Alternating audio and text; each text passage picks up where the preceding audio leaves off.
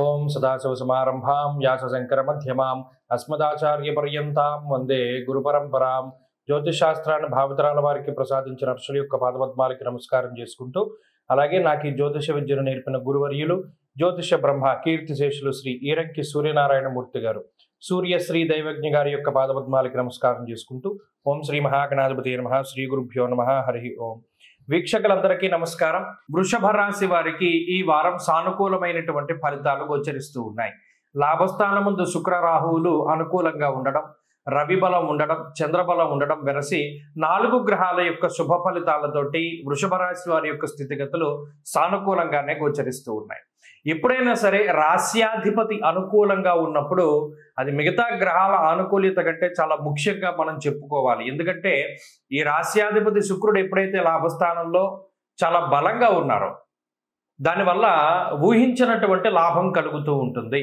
అనగా ఏదైనా చెడు జరుగుతుందేమో లేదా మనం ఆశించినటువంటిది జరగదేమో అని ఎప్పుడైతే మనం భయపడుతూ ఉంటామో ఆ భయాన్ని పారద్రోలుతూ ఊహించనటువంటి విధంగా మంచి జరగడాన్ని ఈ రాశ్యాధిపతి బలంగా ఉండేటువంటి స్థితి ప్రసాదిస్తూ ఉంటుంది.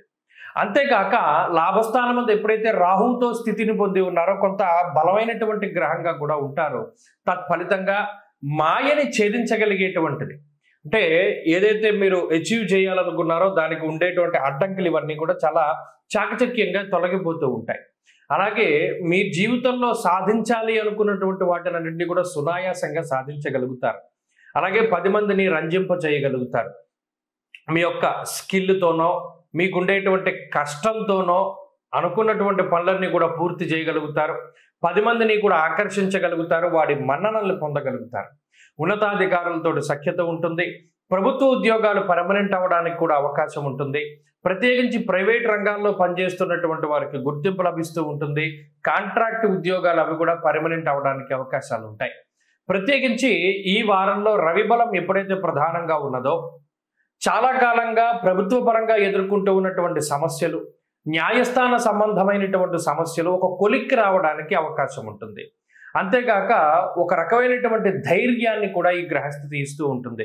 మనకి పలానా వాళ్ళ సపోర్ట్ ఉంది కాబట్టి మనం భయపడవలసినటువంటి పరిస్థితులు లేవు అనేటువంటి విధానంగా ఎవరినో చూసి అంటే మీ మిత్రుడో సన్నిహితుడో లేదా మీకు కొండంత అండగా ఉన్నటువంటి వాళ్ళు ఎవరైతే ఉన్నారో వారి తాలూకు బలాన్ని మీరు చక్కగా ఆస్వాదించగలుగుతారు.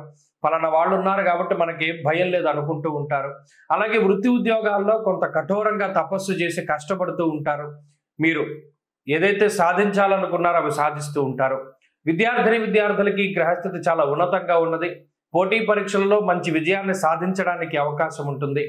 ప్రత్యేకించి చర్మ సంబంధమైనటువంటి సమస్యలు, కంటి సమస్యలు, మరి అదేవిధంగా అతి బరువుతోటి వచ్చేటువంటి అనారోగ్య సమస్యలు ఏవైతే ఉన్నాయో వాటి నుండి కొంత బయటపడడానికి కూడా ఈ వారం అవకాశం ఉంటుంది. కాబట్టి వృషభ రాశి వారి స్థితిగతులు ఈ వారంలో కొంత మెరుగుపడినట్టే కనబడుతూ ఉన్నాయి. అయినప్పటికీ జన్మ గురువు అలాగే దశమ కేంద్ర స్థిత అంటే కంటక శని యొక్క స్థితి ఇవన్నీ కూడా కొంత ఇబ్బందులు ఉంటాయి. కాబట్టి మరింత అనుకూలమైనటువంటి ఫలితాల కోసమే కాలభైరవుని యొక్క ఆరాధన చేస్తూ ఉండడం చెప్పదగినటువంటి సూచన. ఈ వారంలో కలిసి వచ్చేటువంటి రోజు శుక్రవారంగా చెప్పవచ్చును.